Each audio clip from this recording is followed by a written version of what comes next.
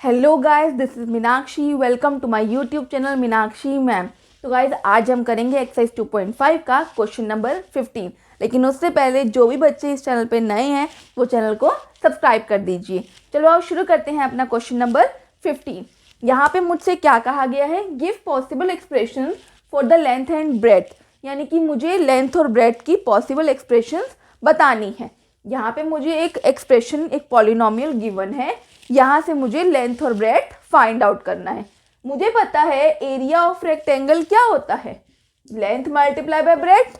तो यानी कि मुझे एरिया गिवन है, तो यहाँ से कुछ इस तरह की दो टर्म्स आएंगी, तो एक लेंथ होगी और एक ब्रेथ होगी। तो आओ इसको सॉल्व करते हैं। ध्यान से देखो, ये एक क्वाड्रेटिक पॉलिनोमियल है, राइट। तो क्वाड्रेटिक पॉलिनोमियल के लिए हम splitting the middle term use करेंगे। अब यहाँ पे जो ये एन टर्म्स है, स्प्लिटिंग द मिडिल टर्म में हम क्या करते हैं, जो ये एन टर्म्स होती हैं उनको हम मल्टीप्लाई करते हैं। थोड़ी सी जो एन टर्म्स है बड़ी दे रखी है, तो कैलकुलेशन हमारी थोड़ी सी बड़ी हो जाएगी, बट हमने करना वही है जो हम अपने स्टार्टिंग के क्वेश्चंस में करके आए हैं। स्प्लिटिंग द मिडिल टर्म में हम क्या करते हैं, एन टर्म्स को मल्टीप्लाई करते हैं। तो हम करेंगे 25 और 12 को मल्टीप्लाई, राइट। 5 2 ज़ा 10, 2 2 ज़ा 4 और एक ये 5, 1 5 ज़ा 5, 1 2 ज़ा 2, तो ये बन गया 0, 5 + 5 10 और एक ये 3, यानी कि इन दोनों को मल्टीप्लाई करने पे आ रहा है 300। तो अब मुझे इस 300 के फैक्टर्स इस तरह से बनाने हैं कि मैं मल्टीप्लाई करूं तो 300 आए और प्लस या माइनस करूं तो क्या आए, 35, राइट। ध्यान से देखो, 300 के जो फैक्टर्स हैं 20 और 15, जब मैं इनको प्लस करती हूँ तो क्या आता है 35, और जब मैं इनको मल्टीप्लाई करती हूँ तो आता है 300, राइट। तो अब मुझे इनको करना है, दोनों के आगे साइन मैं कौन सा लगा दूंगी, माइनस का, क्योंकि यहाँ पे माइनस साइन गिवन है। तो मैं यहाँ पे लिखूंगी -15a और -20a। तो पहले मैं यहाँ पे 20a लिख लेती हूँ और फिर यहाँ पे 15a लिख लेती हूँ, राइट। दोनों के आगे साइन कौन सा लगाया, माइनस का लगाया। अब यहाँ पे जो बाकी की हमारी एन टर्म्स है उनको हम यहाँ पे एज इट इज लिख देते हैं, राइट। ए हमने इसलिए लगाया क्योंकि क्वेश्चन में साथ में ए गिवन था।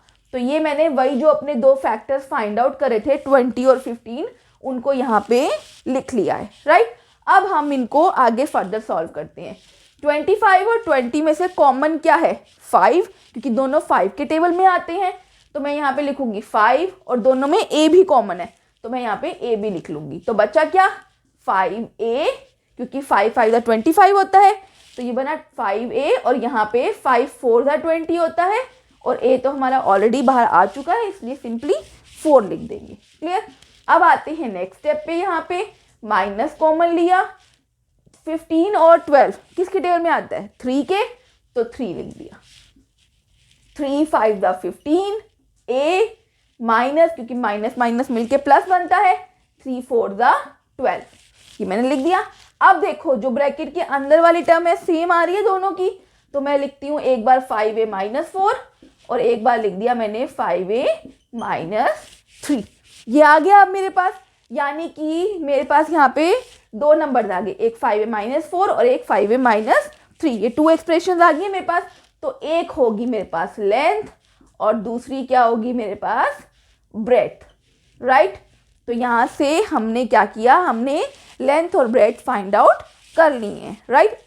मूविंग टू सेकेंड पार्ट, यहाँ पे मुझे एक्सप्रेशन क्या गिवन है, 35y² + 13y - 12। तो अब मैं वही करूँगी, स्प्लिटिंग द मिडल टर्म।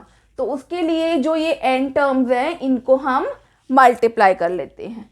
तो 35 को जब मैंने 12 से मल्टीप्लाई किया तो आंसर क्या आया, देखो 5 2 ज़ा 10, 3 2 ज़ा 6 + 1 7, 1 5 ज़ा 5, 1 3 ज़ा 3।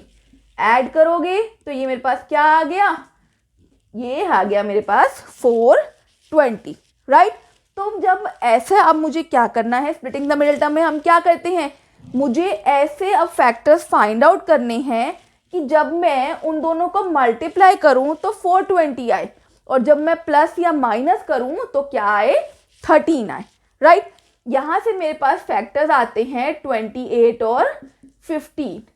आप इसको करके देखना जब आप सॉल्व करोगे। इसको करने का एक मैं आपको मेथड बताती हूँ। हम क्या करते हैं, हम 420 की इस तरह से प्राइम फैक्टराइजेशन कर लेते हैं। 2 2 ज़ा 4, 2 1 ज़ा 2 0, फिर 2 1 ज़ा 2, 2 5 ज़ा 10, फिर ये आगे 3 के टेबल से जाता है। ऐसे ही हम करते रहेंगे। तो हम फिर इनमें से इन दो टर्म्स को इस तरह से मल्टीप्लाई करके देखते हैं कि क्या पेयर्स हमारे बन सकते हैं। तो हमें क्या है कि आप जितनी प्रैक्टिस करोगे उतनी आपकी कमांड होगी क्वेश्चन के ऊपर। तो यहाँ से अब मुझे पता है कि जो दो फैक्टर्स मैंने फाइंड आउट किए हैं वो है 28 और 15। तो अब मुझे 28 और 15 फैक्टर्स तो मेरे पास आ गए हैं। अब मुझे यहाँ पे सॉल्व करना है। अब यहाँ पे आप देखो 13 है, यानी कि 28 में से जब मैं 15 को माइनस करती हूँ तो आंसर 13 आएगा। क्योंकि साइन क्या है यहाँ पे प्लस का, तो इसलिए बड़े वाले के आगे प्लस साइन आएगा और छोटे वाले के आगे माइनस साइन आएगा, राइट। तो मैं यहाँ पे लिखती हूँ अपना 28, साथ में y है तो y भी लिखूंगी, -15 y -12 और ये 35 y स्क्वायर। एन टर्म्स तो हम अपनी एज इट इज लिख देते हैं, है ना। तो अब हम क्या करेंगे, ध्यान से देखो। अब मुझे इनकी पेयरिंग करनी है, ग्रुपिंग करनी है। तो यहाँ पे आप देखो ये किसके टेबल में आता है, ये 7 के टेबल में आता है। 35 और 28 आते हैं ना दोनों 7 के टेबल में। तो 7 और दोनों में y भी कॉमन है तो एक y भी बाहर लिख लिया। तो अब ब्रैकेट के अंदर क्या बचा, 7 5 ज़ा 35 और एक ये y प्लस 7 4 ज़ा 28, राइट। अब हम आते हैं अपने नेक्स्ट पार्ट पे। यहाँ दोनों के पास माइनस साइन है तो माइनस कॉमन ले लिया। और 15 और 12 3 के टेबल में आता है तो 3 भी कॉमन ले लिया। बचा क्या, 3 5 ज़ा 15 y प्लस 3 4 ज़ा 12, राइट।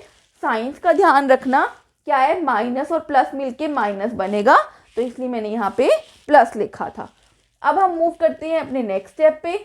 आप ध्यान से देखो, ये वाली टर्म जो है वो सेम है और ये ब्रैकेट के बाहर वाली टर्म मैंने एक बार लिख दी 7y -3 और एक बार ये लिख दी 5y + 4। तो यहाँ से दो एक्सप्रेशंस आ गई, यानी कि एक तो है मेरी लेंथ और एक है ब्रेड्थ।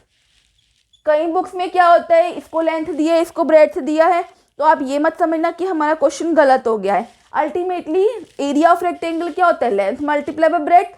तो जब आप मल्टीप्लाई करोगे तो आंसर तो सेम ही आएगा। तो आप इसको लेंथ कहो या इसको लेंथ कहो, दोनों की बात सेम है। तो हमारा यहाँ पे क्वेश्चन नंबर 15 कंप्लीट होता है। कोई भी डाउट है तो आप कमेंट बॉक्स में लिख के पूछ सकते हैं। और जिन बच्चों ने चैनल को सब्सक्राइब नहीं किया तो चैनल को सब्सक्राइब कर दीजिए। अब हम करेंगे अपना question number 16 but in the next video. See you guys, take care, have a good day.